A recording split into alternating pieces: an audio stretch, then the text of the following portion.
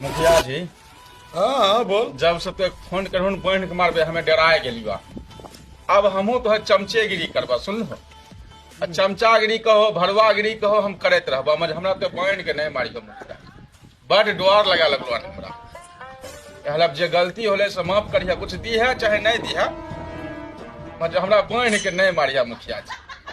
ठीक है, जो तोरा माफ कर दिलियो। ठीक चली ठीक तनी मनी बोल दे छियो गुस्सा से। ठीक। बार तो मुखिया उखाड़बे नहीं करते लेते।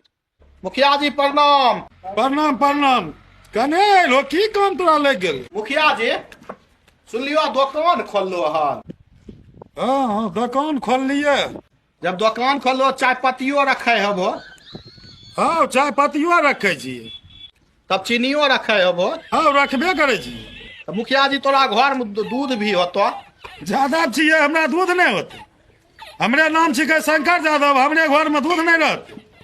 जब तोरा चीनी छो, चाय पत्ती छो, दूध छो, तो हमरा घर पर कथी चाय पिया चल आबे छो? अपना घर पर किया हम चाय पिए छो?